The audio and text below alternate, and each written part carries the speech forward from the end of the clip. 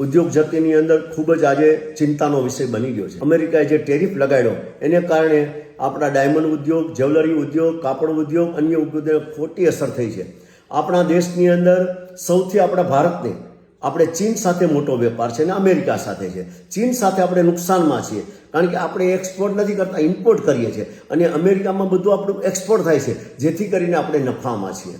અને આ નફાને કારણે આપણા કાપડ ઉદ્યોગને, ગાર્મેન્ટ ઉદ્યોગને, અન્ય ઉદ્યોગને આપણે ખૂબ જ મોટો લાભ છે અને જેમ જ્વેલરી, હીરા ઉદ્યોગને ખૂબ મોટું રોજગારી અને લાભ થઈ રહ્યો. ત્યારે માત્ર ને માત્ર એક રશિયાથી એક ક્રૂડ ઓઇલ ઇમ્પોર્ટ કરવાને કારણે મોટા બે ઉદ્યોગપતિ કમાણા, પરંતુ ઉદ્યોગપતિના ભોગે આજે 140 કરોડની જનતાને બાનમાં લઈ લીધી છે. ટ્રમ્પ સાથે ખૂબ દોસ્તી હતી. શું વાંધો પડ્યો એ મને ખબર નથી, એ આપ સૌ આ દેશની જનતા જાણે છે. આ ઉદ્યોગપતિ કોણ છે તમે દેશની જનતા જાણે છે અને કોને હિસાબે જે ટ્રમ્પની હશે વાંધો પડ્યો ઉદ્યોગ દેશની જનતા જાણે છે.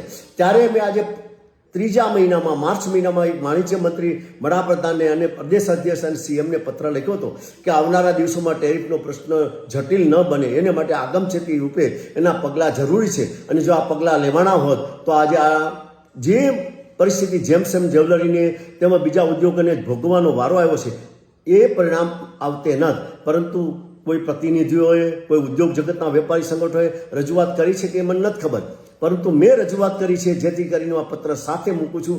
અને આવનારા દિવસોમાં આ વેપાર જગતને નિડરતાથી જાગવાની જરૂર છે. પ્રજાના પ્રતિનિધિઓને નિડરથી જાગી અને દેશની માટે લડવાની જરૂર, દેશની સમસ્યા માટે લડવાની જરૂર છે. તો આવનારા દિવસોમાં મને આશા રાખું કે ઉદ્યોગના જે વેપારી સંગઠનો છે, પ્રતિનિધિઓ છે, નિડર થઈને આપણા દેશની અંદર આ વેપાર જે ખાત પડી રહી છે એની સામે લડે. આભાર. વંદે માતરમ.